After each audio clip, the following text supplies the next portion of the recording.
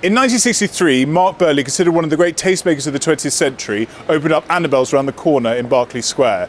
Over the years, he would open up several members' clubs, and then in 1972, he opened up Mark's Club, which he named after himself, in a way of kind of expressing his own personal taste. So when you came to Mark's Club, it was as if you were going into Mark Burley's own home. Over the years, there have been several refurbishments, and they've just gone through their latest iteration. So for the first time, in an exclusive for the Rake, we're going to take a look at it inside. Welcome to Mark's Club.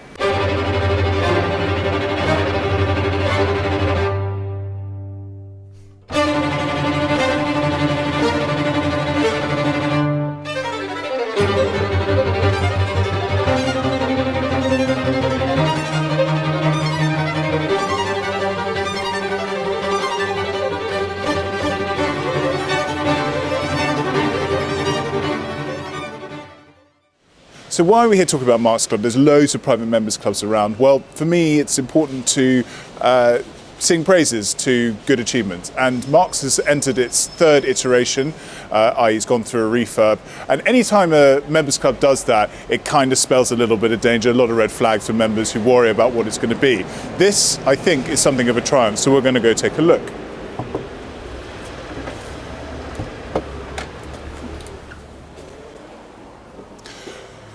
So coming in at the moment, it's sort of similar to what you would expect, both from a members club and from Mark's. Kind of discreet, elegant, nice place to greet you when you come in, fireplace, all seems warm and cozy.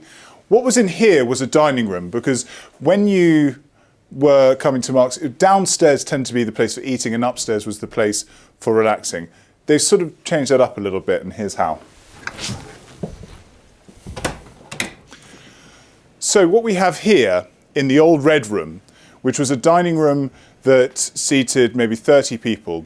Now, when you were down here, eating was kind of it. The kitchen was stationed here onto the left, and what Richard Caring and his team have done, which is so smart, I think, has really opened this out, both from a colour perspective and also from a seating arrangement, a new fireplace for members. And so this is somewhere where you could really sit and rest. The whole idea behind Mark's Club was that it needed to represent Mark Burley's own home. When he first opened it, that was why he called it Mark's, is because he wanted members to come in and feel like they were going into his house. So when you have a sort of seated, relaxing area like that, that does it much more effectively than a dining room.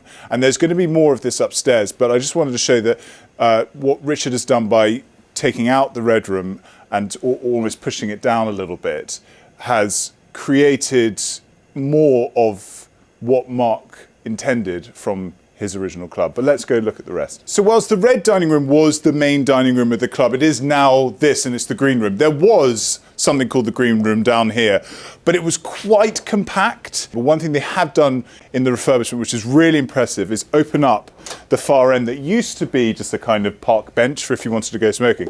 And now it's something quite special. So you have all this extra dining space.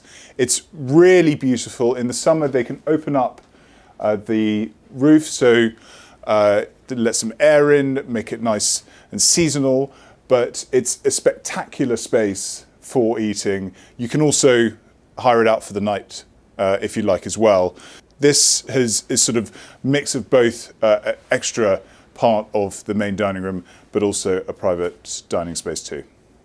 Now we're going to go up to my favourite part of the club, which is the famous and probably best in the country smoking terrace.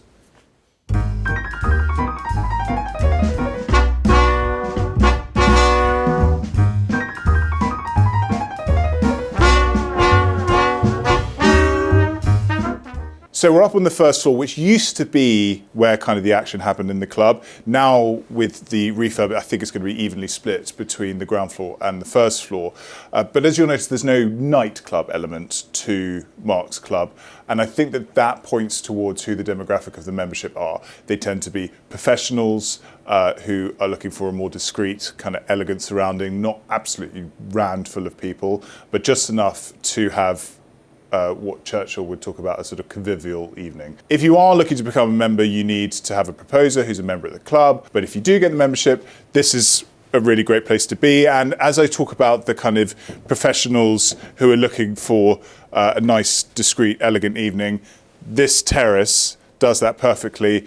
And the humidor onto the left is a very, very good indicator of what happens here at Marks with certainly the finest, as Nick Fowles put it, riposte to anti-smoking legislation in the entire world. It's the smoking terrace. This is a dining space. You do have dinner here, you do have lunch here. In the summer it's often full, but it is designed for people who are looking to have a cigar or a smoke or anything in a beautiful setting. So as you can see, they've done a wonderful job at creating both protection from the elements. We are in London after all. The heating is exceptional, so you're never uncomfortable in here. And then in the summer, the air that comes into here is enough to keep it cool throughout the day. What you'll also have here at Marks Club, which of course, while you'll have a wine sommelier to help you through the exceptional wine list, you'll also have a cigar sommelier, which is a fairly new breed, which was introduced by Gemma Freeman, who's the chairman at Hunters and Frankel. And she started this exam called the Masters of Habanos certification, really. And at that point, you can have a little lapel pin, and that sort of shows that just like the bunch of grapes lapel pin, you have a knowledge of Cuban cigars that makes you somebody who everybody should turn to for some advice. And you will have that here. And the stocked humidor has a lot of really exceptional cigars. And so, for example, if I open this up, I can show, I mean, there's quite a great selection here. You have the Kiba 55th anniversary release, you have Bahique's 52, 54 and 56. You have the Monte Cristo No. 2 Grand Reserva from 2005. You have the Linea Maestro from Partagas, which is kind of similar to the Linea d'Oro that Romeo and Julieta came out with, but it's 3 cigars in a kind of subcategory of Partagas with a blue label. You have the 1935 Linea from Monte Cristo, which is again another 3 cigar range, which is the Leyenda, the Maltese and the Dumas. You've got a broad range of Trinidades, including the brand new Edición Limitada from 2024 called the Cabildos, and many, many, many more. So there's a lot of cigars to choose from. Not a lot you can go wrong with, but I think that if you're looking for something special, it's really useful to have somebody who's there not to be sniffy.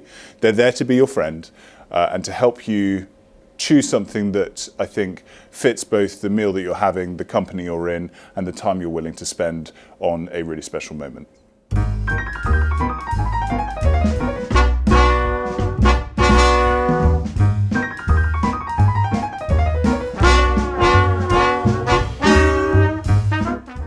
So just by nature of it being a private members club, of course, when you come through the door, you are in a private space somewhere that is discreet and away from the rest of the world. But Marks have set up 2 private dining rooms here that are upstairs that allow for something much more intimate for people who are looking to have a dinner here with friends. Just before we go into the private dining rooms, I wanted to show you the games room because it's a lovely little nook of the club, and also goes back to when I was talking about the refurbishment. There are a few people who, when they were talking to me about the refurbishment, they were like, I love it. Everything's great, but I have one complaint, which is that the table that was here that they used to play backgammon on has been taken away and replaced with a lovely, but just an antique table. What they didn't realise, however, was if you lift the top off, you still have something there that's rather wonderful. You just need to know where to look. So back to the private dining rooms. Now, Marks has always had private dining rooms. They just have particular looks, and they've been changed in the refurb. This used to be the Indian room and is now the country room, and is, as you can see, well, I guess it's close to being a bit like a very, very beautiful shooting lodge. And Richard Herring is known for having great love for the British countryside, and so potentially this is his kind of personal homage and dedication to country traditions and also the British countryside aesthetic. If you are dining here, it has its own private bar with a barman, and as you can see with the layout, it is a particularly beautiful place to come and beautifully set up for any member of Marks who's looking to put on a good show. And this is private dining room number 2. It's right at the top of Mark's club, and it's called the portrait room. It used to be called the circus room. This, I think, is probably now the most eccentric room in the entire club. There's wonderful, I think, Hanoverian portraits strewn all across the room in various sizes, and distinct, therefore, from the country room, and but nevertheless, still a beautiful place to come for a dinner. This is a smaller table, so it's all just a matter of numbers, really. And nevertheless, Mark's Club does everything very, very beautifully. And so if you are a member of Mark's and looking to have people for dinner, this is also a wonderful but eccentric place to come.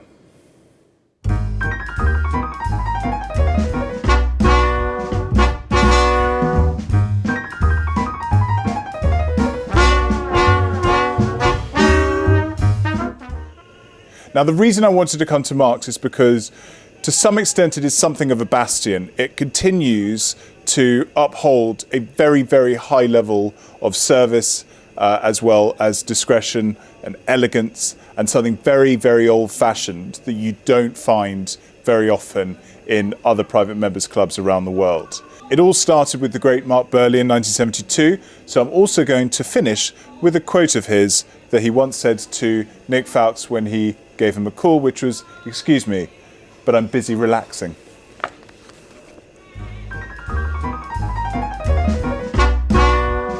Remarkable job. So we go through, no we don't.